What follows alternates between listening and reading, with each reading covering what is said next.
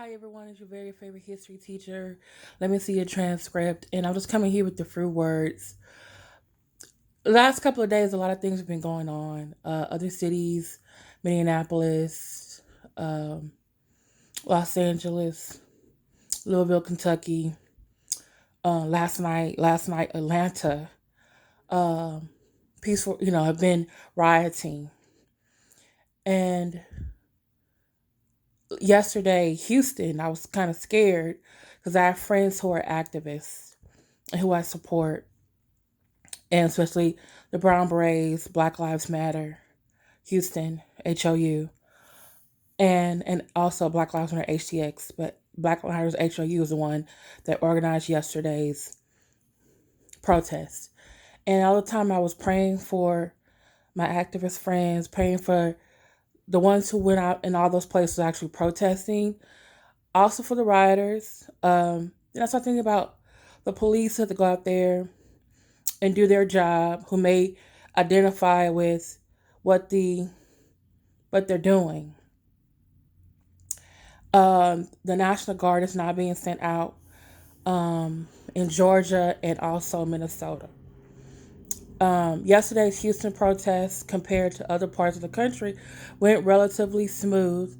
My friend, activist Ashton P. Woods, did get heat exhaustion, but he's doing better. So I've been checking on Facebook with all my activist friends to see if they're okay.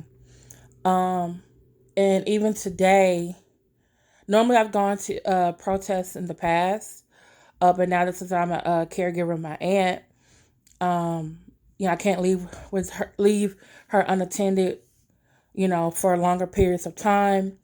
Also, in case something does pop off, normally Houston has peaceful protests. No one does any, because you do have people inside those groups, inside those large groups, who come there to undermine the reason why we're there. And I think that's also has happened in these other cities. There are people who are taking advantage of the situation, but I think also people who are very much angry because George Floyd murderer was not arrested.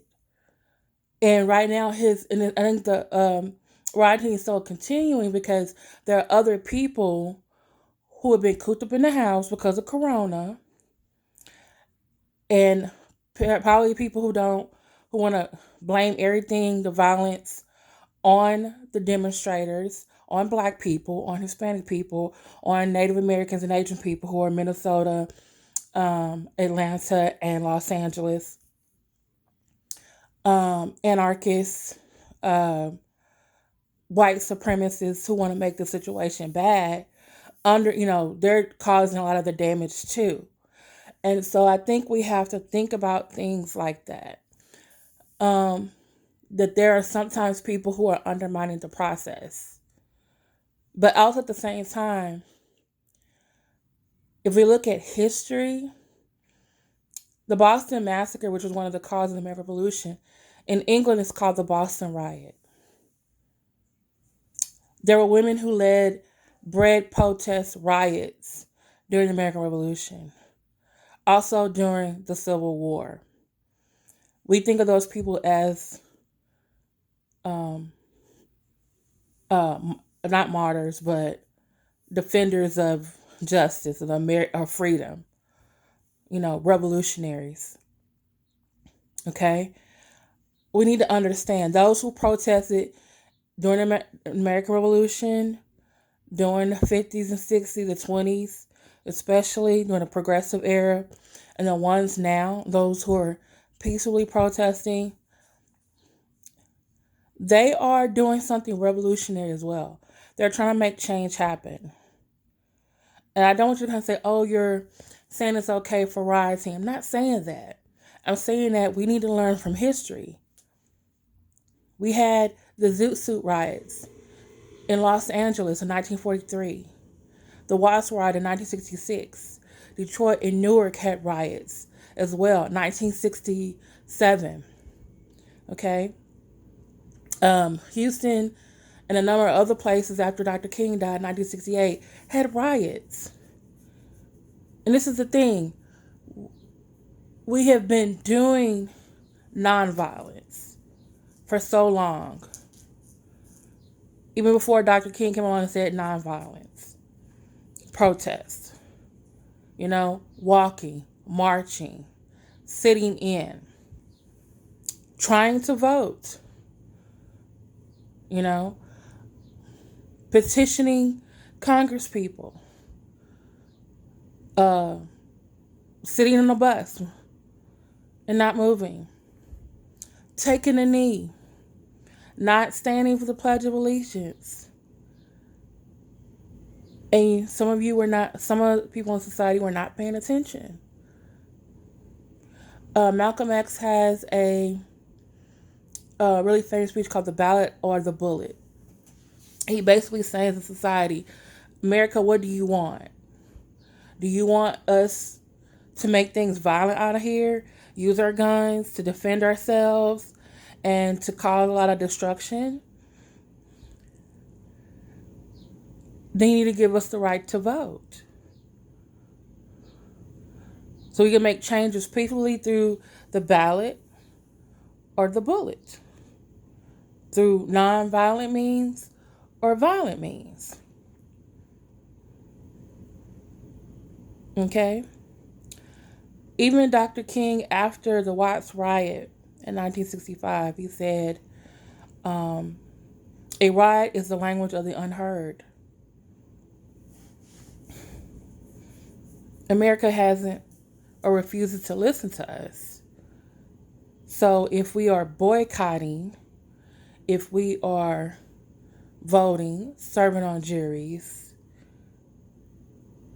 if we're not acting like thugs, if we're getting our education, we're running for office, we're paying our taxes, we're doing everything other Americans do, and we're still not getting justice, we're still getting gunned down, we're still getting killed by white police, then what other choice do we have? We really need to think about this. Right now, you'll see later today, Darryl Moore, Darrylisms, FreeSpeech, the cigar vlogger, is going to go to a protest in his community. And I had to ask him questions because I've been to other protest boards. Like, hey, and he's probably going to tease me, hey, did you go to the restroom? Because there are no restrooms out there in protesting. Do you have your water? Because it's going to be hot. I'm from Houston, I know. Okay. I had to ask him, and even his sons were going. And I told him to ask them the same thing, like, hey, did you go to the restroom? Do you got your water? Are your phone? And then I asked, then I had to ask, are your phones charged? Because I'm thinking in my head, what if something happens? Can you record it or can you call someone? That's what I was thinking in my head. I'm like, wow, I have to think about that. I had to remind a friend of that, and it started making me a little afraid because it's like, okay, he's going there with his sons, or he's one of his sons, I think. And I had to think about, okay, an older black man and a younger black man are going to a protest. Okay, they're going there to be peaceful. And what if they send out more police, which I think a lot of times the police is sent more.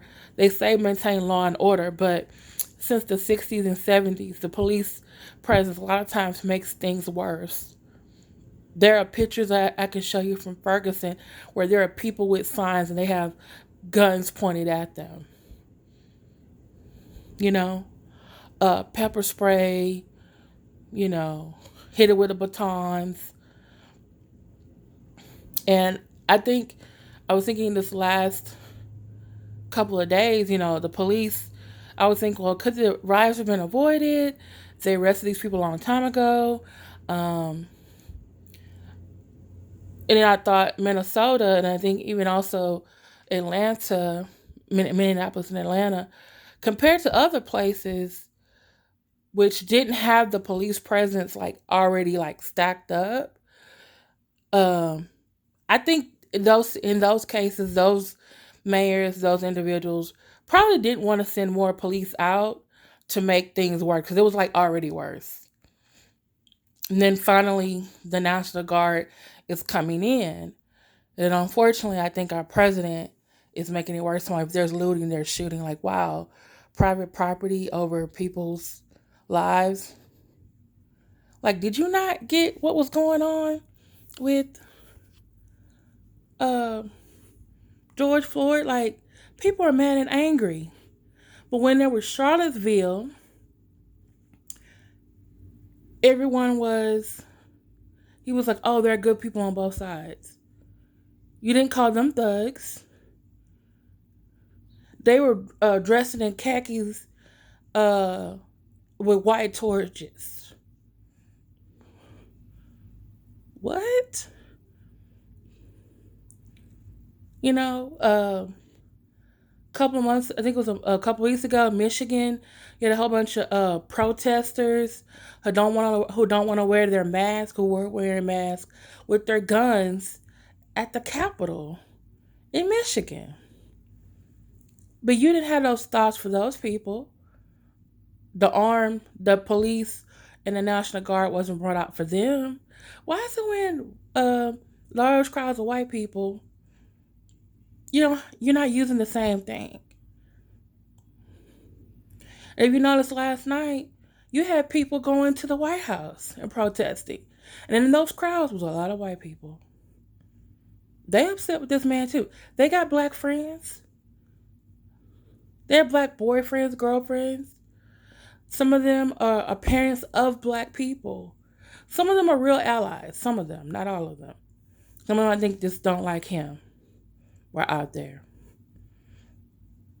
So I don't know, I just had a lot of things on my mind about the last couple of days. And um also I've been noticing people want to throw out Dr. King and, oh, what would he say? He wouldn't like this.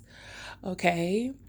Dr. King was actually nonviolent most of his life, and there were people during his time period that didn't like him and thought he was being too radical. And in 1968, he got murdered, assassinated. And actually, his ideology was more closely related to Malcolm X toward the end of his life. And even toward the end of Malcolm X's life, he was actually wanting to work with Dr. King and was moving a little bit towards wanting to work for the betterment of African Americans. So I don't know.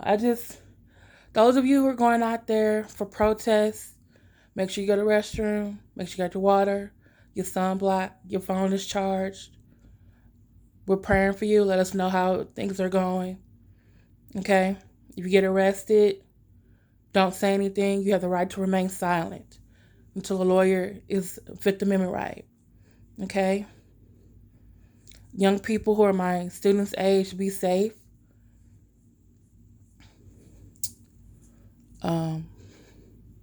I support you.